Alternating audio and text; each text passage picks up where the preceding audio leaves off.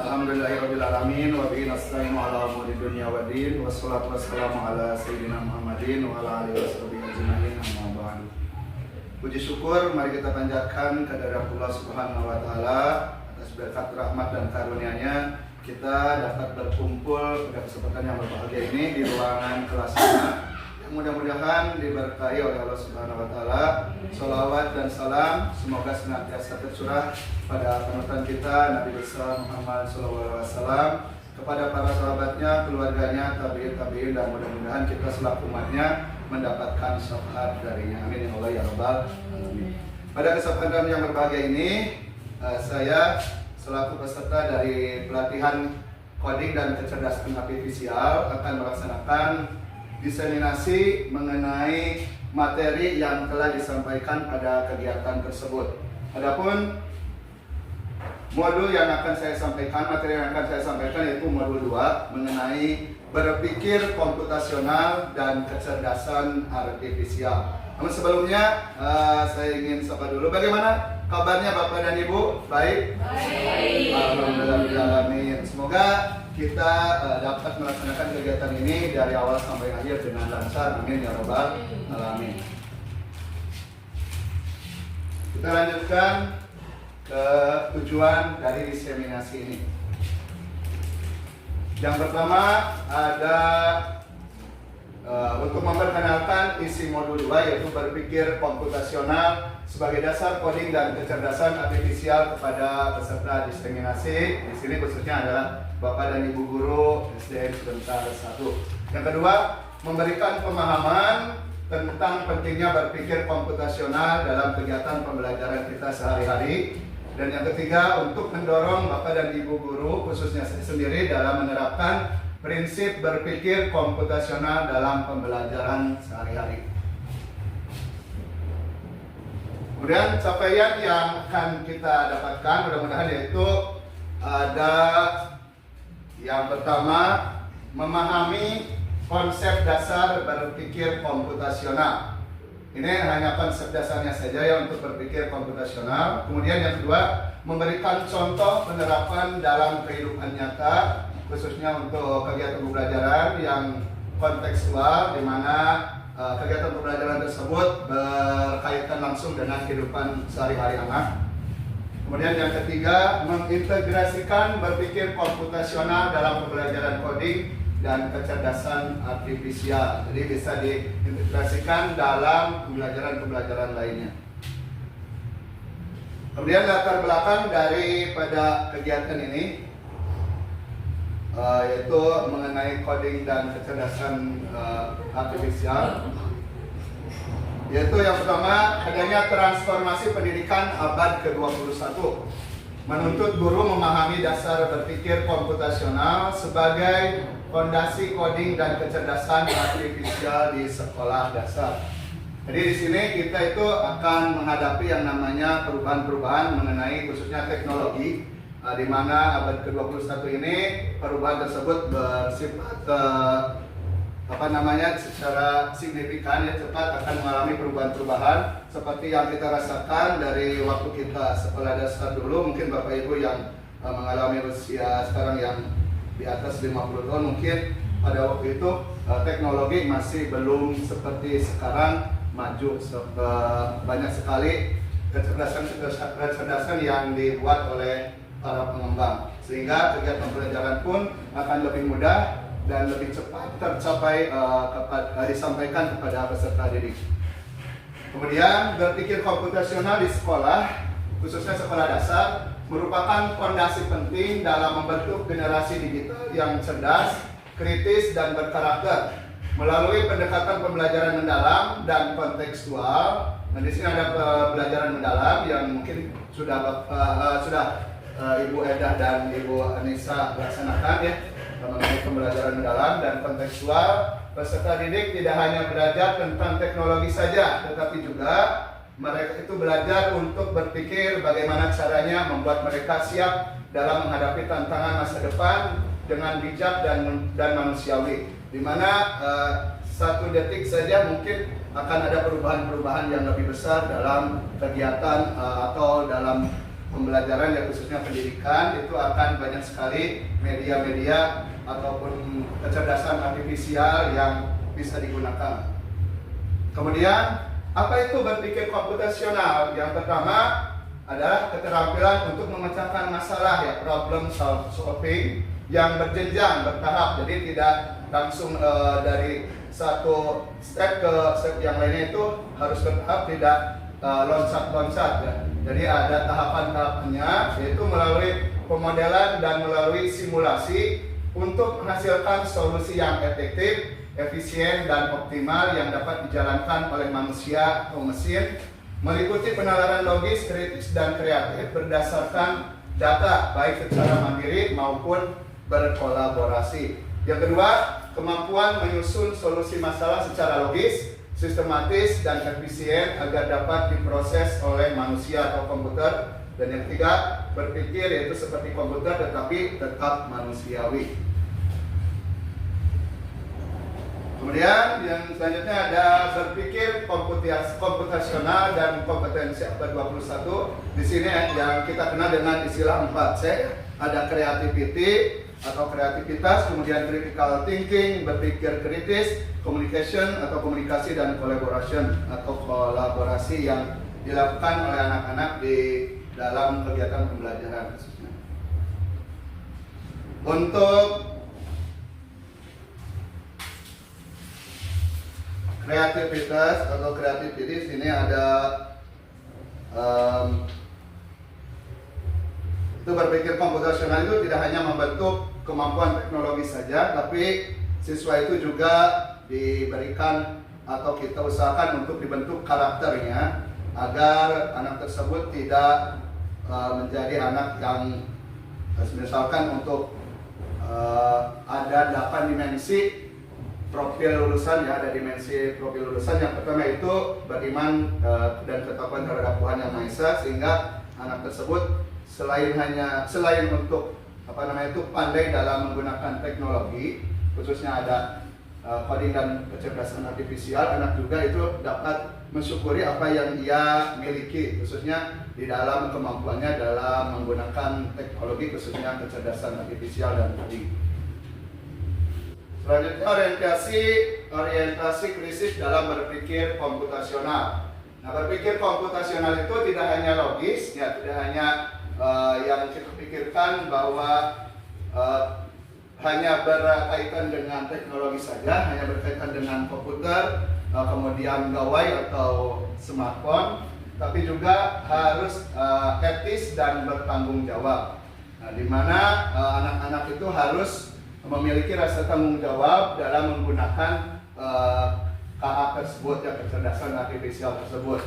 Misalkan anak tersebut akan membuat sebuah jawaban mengenai soal, yaitu mencari di kecerdasan artifisial, misalkan ada chatbot itu ChatGPT, kemudian Gemini AI dan lain sebagainya. Mereka itu tidak langsung mengambil hasil dari yang disampaikan oleh ChatGPT tersebut, tapi mereka itu harus bisa mengolah dulu apakah jawaban yang diberikan oleh ChatGPT tersebut sesuai ataukah tidak, sehingga mereka akan ada perbaikan-perbaikan sehingga tidak terjadinya suatu plagiat atau meniru secara atau mencipta secara penuh. Kemudian yang kedua, mempertimbangkan dampak sosial dan keberlanjutan. Nah, dari penggunaan KA ini juga harus memiliki sharing ya, atau di harus ada filter agar penggunaan KA tersebut ya sesuai dengan peruntukannya. Kemudian mendorong solusi yang bermanfaat. Dengan berpikir komputasional ini, khususnya penggunaan KA juga itu akan memberikan manfaat khususnya bagi dirinya sendiri yang menggunakan, bagi anak-anak dan juga orang lain, masyarakat di sekitarnya. Kemudian ada 4 prinsip utama berpikir komputasional. Yang pertama ada dekomposisi atau decomposition, kemudian ada pengenalan pola, kemudian ada abstraksi dan berpikir algoritmik. Untuk yang pertama, ada prinsip dekomposisi atau pemecahan masalah, decomposition. Di sini si anak itu dalam melakukan kegiatan baik itu mau pembelajaran atau lain sebagainya dihadapkan dengan masalah, misalkan untuk membuat atau menyiapkan pesta ulang tahun. Nah, pesta ulang tahun di sini kan harus ada runtutan atau rangkaian-rangkaian yang dipersiapkan agar kegiatan ulang tahun tersebut berjalan dengan lancar. Yang pertama, anak tersebut harus memilih tempat di mana tempat kegiatan ulang tahun tersebut berlangsung, apakah di sekolah ataukah di rumah masing-masing ataukah di gedung yang disewa atau di mana yang akan digunakan. Kemudian yang keduanya yaitu mengundang teman. Di sini berarti berapa orang yang akan diundang agar apa yang dipersiapkan nanti itu yang lainnya bisa sesuai dengan undangan. Yang ketiga, menentukan permainan apa yang akan dilaksanakan pada kegiatan ulang tahun. Dan yang keempat, menyiapkan makanan. Jadi ya, untuk mengundang teman, jadi bisa menyiapkan makanan sesuai dengan jumlah siswa yang akan diundang tersebut. Nah, dari kegiatan ini, dekomposisi ini, berarti masalah yang dihadapi oleh anak itu dipecahkan lebih kecil lagi agar yang dilakukan itu sesuai dengan yang diinginkan. Jadi misalkan dalam kegiatan pembelajaran di kelas 1 ada bilangan. Nah, untuk bilangan juga kan bisa dipecah-pecah lagi. Misalkan apakah bilangan tersebut merupakan bilangan genap atau ganjil, misalkan apakah bilangan tersebut bisa dibagi atau misalkan bilangan tersebut lebih kecil, apakah bilangan tersebut bisa dikurangi oleh bilangan yang lebih besar atau bagaimana, dan bagaimana solusinya. Jadi kegiatan tersebut dipecah-pecah dulu agar anak tersebut dapat memahami runtutan daripada bagaimana memecahkan masalah tersebut. Kemudian juga di dalam bahasa Indonesia ada sebuah kalimat.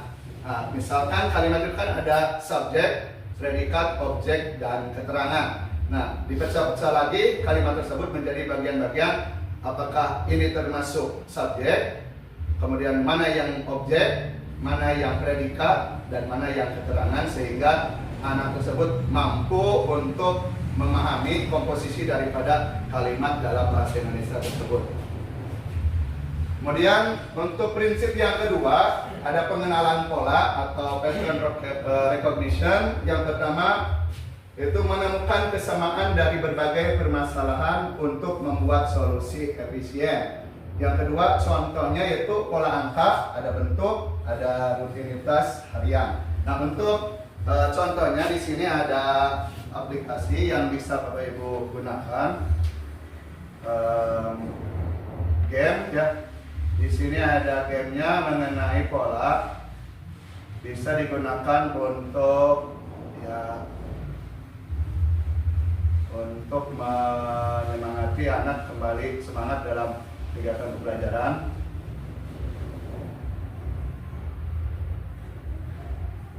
Di sini ada pola-pola daripada bilangan.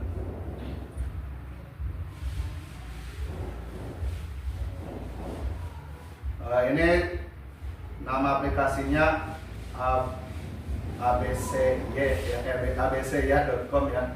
Nanti bisa dicoba. Nah, ini ada sebuah mobil. Ya, mobil ini akan berjalan apabila pola yang kita gunakan itu sudah benar. Namun apabila pola yang kita gunakan itu salah, maka mobil ini tidak akan jalan maju ke depan. Nah, di sini ada pola bilangan, ada 6, 12, berarti di sini pola bilangannya adalah bilangan pertama ditambah berapa tuh? Ditambah 6, jadi 18. Coba dulu untuk 42 apakah mau? Nah, jadi akan kembali lagi apabila sesuai dengan sesuai dengan pola, maka akan menempel ya, dan mobil tersebut juga berjalan. Nah, ini seterusnya juga akan ada pola-pola Di sini juga ada awalnya, bahkan ada pola-pola yang di belakang ya. Kalau misalkan polanya yang di belakang, tinggal lihat yang di belakang. Untuk pola yang di depan tinggal lihat yang di depan. Nah, di sini juga polanya adalah ditambah 3, jadi hasilnya adalah 20. Maka mobilnya akan jalan. 27 tambah 3, 30. Mobilnya juga akan jalan. Itulah seterusnya untuk pattern recognition atau pengenalan pola. Jadi bisa digunakan dalam kegiatan pembelajaran. Terus ini untuk kelas 1 ya. Ibu Devi silakan mungkin nanti bisa memanggil operator kita.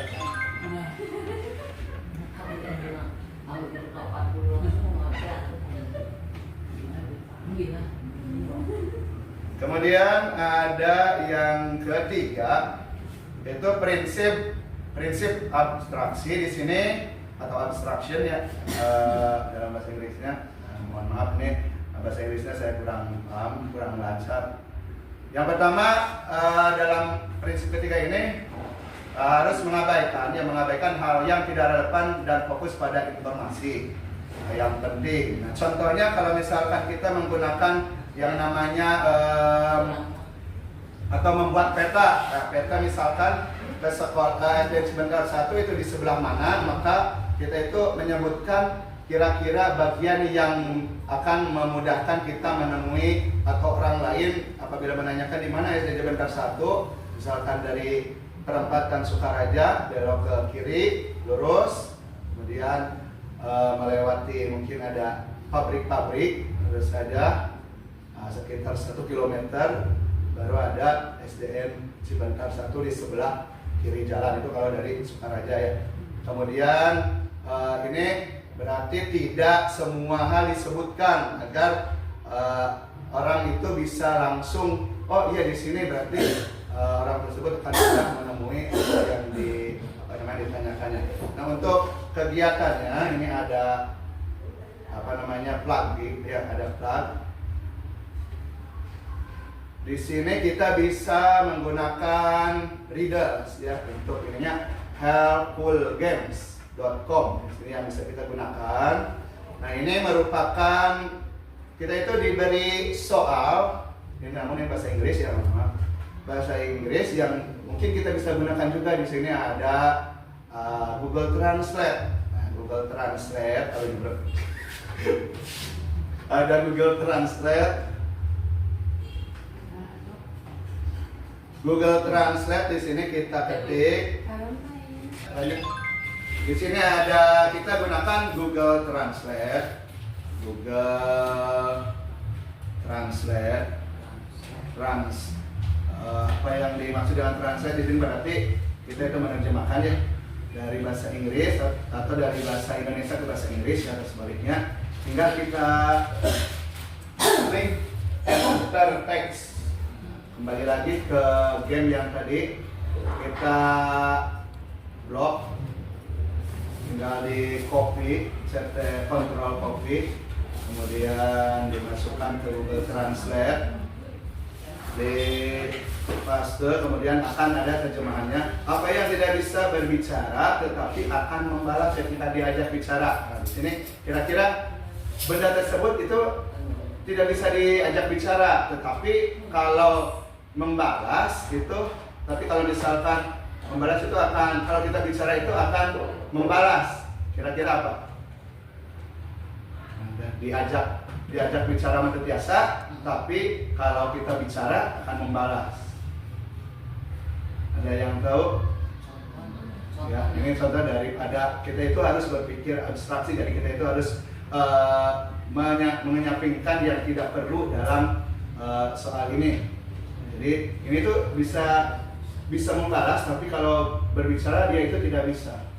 Di sini jawabannya adalah gemak. Ya, gemak. Nah, jadi kalau misalkan kita di suatu tempat yang mungkin terhalang oleh tebing-tebing gitu, kita berbicara itu akan menjawab ada pangkulannya. Jadi, nah ini untuk bahasa Inggrisnya adalah dalam mic gitu ya. Misalkan orang menggunakan sound system itu ada yang namanya echo. Nah, ini bagaimana kita bisa mengetahui benar atau salah? Ini warnanya hijau. Kalau misalkan benar, ini warnanya hijau. Tapi kalau misalkan jawabannya kita misalkan R, maka ini akan merah. Jadi kalau misalkan benar, ini akan berwarna hijau. Walaupun satu huruf, apalagi 2 huruf, 3 huruf, bahkan semua. Di sini akan dicek apakah benar atau salah. Akan berwarna hijau. Dan next, di sini juga akan ada pertanyaan yang kedua. What has a head and a tail but nobody? Nah, di sini berarti apa ya? Apa yang memiliki kepala dan ekor tapi tidak memiliki tubuh, tidak memiliki badan. Nah, bisa lagi kita translate lagi ke Google Translate, itu apa terjemahan daripada yang intinya tinggal dihapus, enter, paste ya. Nah, benda apa yang mempunyai kepala dan ekor tetapi tidak mempunyai badan? Nah, kira-kira apa? Ada yang kepalanya, ada ekornya tapi badannya tidak ada. Ini dalam suatu pertandingan kita suka menggunakan yang namanya uang logam. Nah, jadi ada kepalanya, ada ekornya, ada bagian depan, ada bagian belakang. Jadi ini adalah jawabannya koin. Nah, di sini ada benda apa yang mempunyai kepala dan ekor tetapi tidak mempunyai badan. Nah, kepalanya ada, misalkan kamu mau milih yang mana? Saya mau Garuda, itu berarti belakang. Misalkan untuk uang 500 kan ada yang bunga melati gitu ya, kalau nggak salah. Dan apa yang baru itu? Yang warna putih. Nah, di depannya misalkan bunga melati.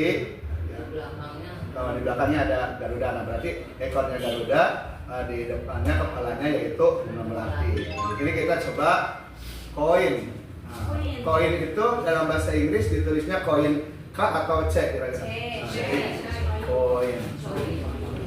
Itu berarti semua warna hijau, dicek. Nah, kemudian dilanjut lagi. Ada what has one head, one foot, and 4 legs? Nah, jadi di sini apa yang memiliki 1 kepala, 1 kaki dan 4 kaki? 4 apa? Legs itu tungkai. Pak. What has a head, 1 kaki, ya di sini 1 foot, 1 kaki dan 4 tangan tungkai. Tungkai.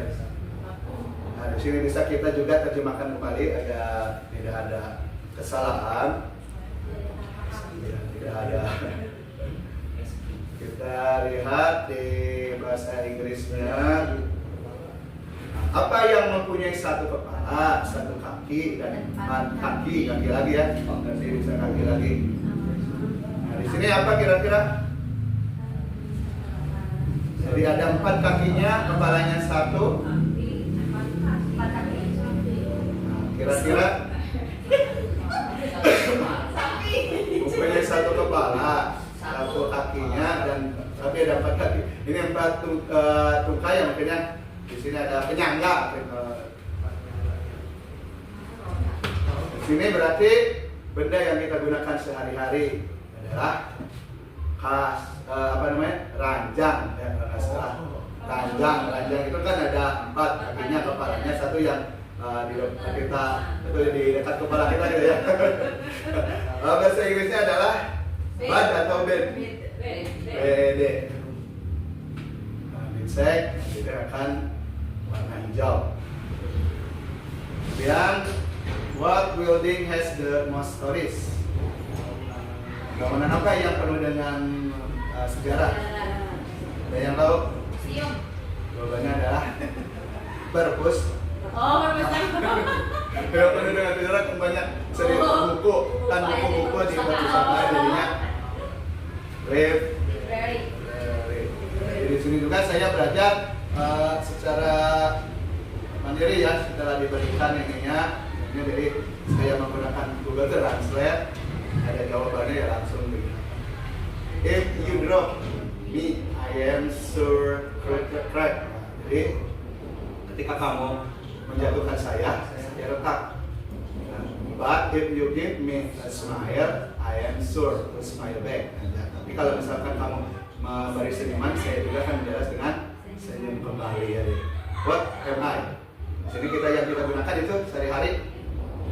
Sebelum kita pergi, maka kita harus bercermin. Apakah kita itu sudah baik atau tidak? Jawabannya adalah error.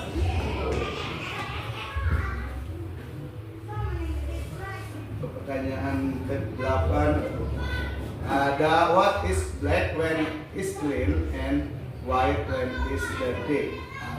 Antonim dari whiteboard. Ketika bersih, saya itu warnanya hitam, tapi kalau sudah digunakan warnanya putih. Berarti antonim daripada whiteboard adalah blackboard. Jadi lamun misalkan untuk bersih mah kan hidung ya, papan tulis anu hidung teh. Tapi lamun terus digunakan pakai kapur, warnanya menjadi putih. Blackboard. Satukan ya. Blackboard. Dicek kan warna hijau. Next, Mary's mother has 3 children, May, June, and blah blah blah. May, June, and Mary atau Julie? Coba Julai. Si Julai. Jawabannya adalah ibunya Mary. Ibunya Mary memiliki 3 anak. Jadi mimi si Mary teh gaduh anakna teh 3, kahiji si Juni, nu kadua si si May, nu kadua si Juni, nu katiluna si Mary atau mungkin si Mary yang pertama gitu ya. Jadi mamahna si Mary teh gaduh anakna teh 3 sareng si Mary teh. Jadi nu kadua anu 2 anak si May sareng si Jun. Jawabannya adalah Mary. Itu untuk permainan dalam prinsip yang ketiga yaitu abstraction. Itu bisa digunakan dalam pembelajaran di kelas, tapi ini untuk menggunakan bahasa Inggris. Kurang tahu untuk bahasa Indonesianya apakah bisa tidak. Kembali lagi ke prinsip yang keempat, yang terakhir ya, prinsip terakhir yaitu prinsip berpikir algoritmik. Algoritmic thinking itu menyusun langkah-langkah logis dan sistematis untuk menyelesaikan masalah. Contohnya di sini kita membuat resep ya. Ada membuat teh atau menulis program sederhana di Scratch. Nah, untuk unplug-nya di sini kita bisa membuat teh. Urutan-urutan daripada membuat teh itu kan berarti kita harus menyiapkan dulu bahan dan alatnya, kemudian baru langkah-langkah pembuatan bisa disajikan. Misalkan alat dan bahannya ada gelas, kemudian ada sendok, kemudian bahannya ada teh, ada gula, dan air panas. Kemudian mana dulu yang akan dimasukkan ke dalam gelas? Setelah masuk semua, gunakan sendok untuk mengaduk air tersebut. Nah, di sini untuk penggunaannya di sini ada bahasa Inggris lagi. Nah, bisa kita menggunakan game ini planeta42.com, planeta42.com ya. Di sini kita bisa membuat atau merangkai sebuah gambar. Ini untuk algoritma atau algorithmic thinking. Kita bisa untuk unplug-nya itu kita bisa membuat resep. Misalkan membuat jus, membuat nasi goreng dan lain sebagainya yang biasa kita gunakan atau kita makan sehari-hari di rumah. Kita terapkan kepada anak-anak dengan urutan yang tepat, maka makanan tersebut atau minuman tersebut akan sesuai dengan yang kita inginkan. Kalau misalkan tidak sesuai atau ada lompat-lompat daripada resep yang kita lakukan, itu akan terjadi rasa yang tidak kita harapkan. Kemudian untuk selanjutnya itu hubungan berpikir komputasional dengan coding. Ini sama seperti yang tadi kita jelaskan. Daripada berpikir komputasional itu ada dekomposisi. Nah, dalam codingnya yaitu membagi proyek. Dekomposisi berarti menjadikan sederhana agar lebih mudah dilakukan, dan yang kedua adalah pola penggunaan loop dalam coding itu ada pengulangan kode-kode ya dalam pemrograman, kemudian ada abstraksi, penggunaan fungsi, dan algoritma yaitu urutan logika program. Jadi hubungan berpikir komputasional dengan coding ini merupakan resep ya. Apabila ada yang tertinggal atau yang terlewati, maka tidak akan terjadi apa yang kita inginkan. Misalkan untuk membuat game, maka tidak akan tercipta atau game yang kita inginkan.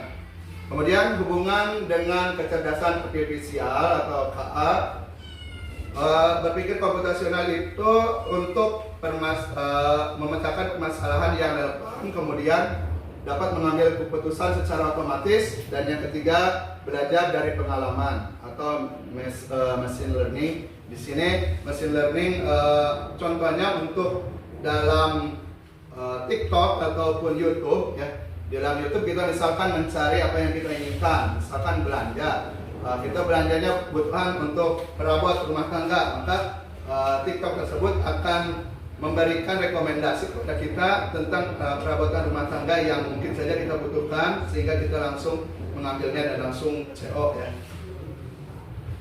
Untuk konsepnya itu ada proses, ada input, ada proses dan output. Output yang disebut atau yang dikenal dengan IPO ya. IPO di sini misalkan dalam membuat jus. Di sini inputnya adalah bahan-bahannya disiapkan, peralatannya disiapkan, itu adalah input yang harus kita siapkan. Kemudian prosesnya adalah setelah dimasukkan ke dalam blender, maka buah-buahan tersebut akan kita blender sampai dengan bentuk yang sesuai kita inginkan. Misalkan lebih encer atau kental atau bagaimana sesuai dengan keinginan kita, dan akan menghasilkan output yaitu jus atau misalkan minuman yang kita buat, misalkan jus apel, jus strawberry dan lain-lain. Itu adalah outputnya. Jadi inputnya adalah data yang kita gunakan dalam coding ataupun KA, data yang kita masukkan, kemudian oleh KA atau coding tersebut diolah datanya, kemudian akan menghasilkan yang kita harapkan. Misalkan saja dalam tadi YouTube, misalkan kita masukkan, kita ingin menonton misalkan tentang berita terkini. Nah, berita terkini, maka oleh YouTube tersebut akan dicari berita yang sekarang viral atau lain sebagainya, dan akan keluar berita-berita yang beraneka ragam yang mungkin saja belum kita lihat, sehingga kita langsung mengklik untuk melihatnya. Kemudian dalam berpikir komputasional juga di sini ada pendekatan, yaitu pendekatannya ada plug dan unplug. Nah, plug di sini berarti kita itu menggunakan teknologi ya, seperti ada laptop, kemudian smartphone, gawai ya, dan juga menggunakan WiFi ataupun data. Kemudian bisa menggunakan Scratch. Nah, Scratch di sini adalah permainan ya, yang secara plug dapat kita gunakan untuk lebih pada anak itu memiliki keterampilan dalam menyusun blok-blok yang kita inginkan. Lanjut, contoh aktivitas berpikir komputasional di kelas. Yang pertama ada dekomposisi, yaitu merencanakan pesta ulang tahun ya, atau kegiatan-kegiatan lainnya. Misalkan mau jalan-jalan, apa yang harus disiapkan, kemana kita rencana jalan-jalannya, kemudian apa saja yang akan kita lakukan di sana, dan kembali lagi ke sekolah. Kemudian untuk polanya, di sini polanya misalkan jalan-jalannya itu kan berdasarkan mengikuti jalan ya. Jalan kan ada lurus, misalkan berapa langkah, belok kanan atau kirinya, kemudian apakah ada lingkaran jalannya atau melingkar, ataukah hadap kanan, hadap kirinya, belok kanan, belok kirinya. Jadi itu polanya sesuai dengan urutan daripada rute yang kita lalui. Kemudian abstraksi. permainan tebak benda tadi seperti yang kita lakukan ya, sudah riddles. Itu kita bisa menebak benda yang ditanyakan dalam permainan tersebut. Apabila benar, maka keseluruhan warna daripada huruf kata tersebut itu akan berwarna hijau. Apabila salah, walaupun satu huruf, akan berwarna merah. Kemudian algoritma yaitu menulis resep langkah demi langkah. Nah, jadi langkah demi langkah di sini tadi misalkan membuat es teh, membuat jus. Nah, langkah-langkahnya kita harus sesuai urutan. Jadi kalau misalkan tidak sesuai urutan, maka rasa daripada jus yang kita buat juga tidak akan sesuai dengan yang kita inginkan. Kemudian manfaat daripada berpikir komputasional yaitu yang pertama membantu siswa berpikir logis dan kreatif. Jadi anak itu tidak berpikir atau berhayal yang mengenai apa yang dia lakukan, dan juga anak tersebut juga akan menciptakan suatu hal yang baru yaitu kreativitas dalam kegiatan pembelajarannya, sehingga anak tersebut akan dengan mudahnya mencapai tujuan daripada pembelajaran. Kemudian melatih keterampilan problem solving. Jadi anak ini akan mudah untuk memecahkan masalah yang dihadapinya khususnya dalam kegiatan pembelajaran, sehingga anak tersebut memiliki solusi dalam memecahkan masalah tersebut. Kemudian yang ketiga ada mengembangkan efisiensi berpikir. Nah, jadi berpikirnya itu lebih efisien, tidak memerlukan banyak waktu. Anak tersebut dengan berpikir komputasional, maka dengan mudahnya bahkan dengan cepatnya anak tersebut mendapatkan atau memperoleh solusi yang tepat, efektif, dan efisien. Kemudian mempersiapkan siswa menghadapi dunia digital. Nah, dengan berpikir komputasional juga kita itu menyiapkan anak-anak siswa kita itu menjadi anak yang tahan dengan gempuran daripada kemajuan teknologi. Dengan kemajuan teknologi yang kita hadapi ini mengalami suatu perubahan-perubahan yang mungkin saja 1 detik, 2 detik yang akan datang akan hadir lagi KA-KA yang lebih efisien daripada KA-KA yang sekarang ada. Bahkan mungkin laptop yang sekarang kita gunakan juga di beberapa waktu ke depan itu akan bentuknya akan berubah, bahkan mungkin tidak terlihat tapi bisa digunakan. Misalkan ini bentuknya kan berat ya, tapi kalau misalkan beberapa tahun yang akan datang, mungkin 1 minggu bahkan ya lebih cepat lagi, akan ada perubahan-perubahan dalam dunia digital. Kemudian implementasi di sekolah dasar, di sini kita bisa menggunakannya itu untuk proyek berbasis masalah, atau dalam model pembelajarannya ada problem based learning. Di sini kita itu memberikan masalah kepada anak sehingga anak itu bisa memecahkan masalah tersebut ya, kemudian dilakukan identifikasi masalahnya sampai anak tersebut bisa mengkomunikasikan apa yang dia dapatkan dari kegiatan pembelajaran berbasis masalah tersebut. Kemudian aktivitas codingnya itu sederhana ya, bisa plug, bisa unplug. Apabila Bapak dan Ibu sudah menguasai daripada teknologi gitu ya, akan mudah sekali untuk menggunakan teknologi yang yang bersifat plug, di mana kita itu menggunakan komputer atau juga smartphone dan dengan adanya jaringan wifi atau internet ataupun data ya. Kemudian ada pembelajaran lintas disiplin yang menantang siswa berpikir logis. Jadi pembelajaran yang kita gunakan itu bisa lintas pembelajaran yang lain. Misalkan KKA dengan pembelajaran bahasa Indonesia. Lebih banyak itu dalam pembelajaran matematika ya, seperti tadi ada permainan ya, mobil itu apabila polanya sesuai maka mobil tersebut akan maju, tapi jika polanya tidak sesuai atau salah maka mobil tersebut akan diam saja di sana, tidak bergerak. Kemudian di sini ada penutupan dan refleksi ya. Alhamdulillah sudah pada slide terakhir. Nah, di sini Bapak dan Ibu guru sesuai dengan apa yang telah diperoleh dari yang saya sampaikan, mudah-mudahan saja apa yang saya sampaikan itu dipahami dengan baik dan dapat direfleksikan khususnya dalam kegiatan pembelajaran sehari-hari.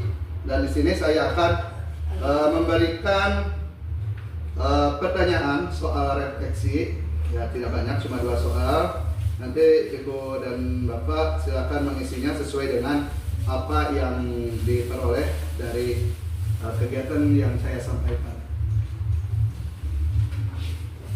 Ya.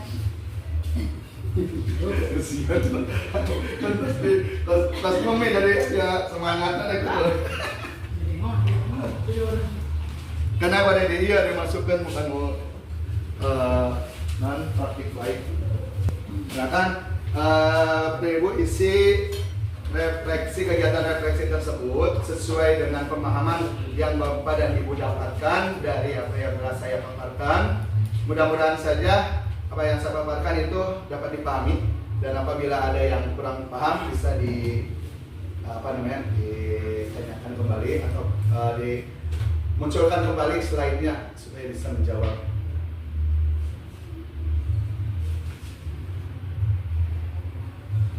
Untuk pertanyaan refleksinya yaitu berpikir komputasional tidak hanya tentang menggunakan komputer, tetapi tentang cara berpikir yang logis, sistematis, dan kreatif.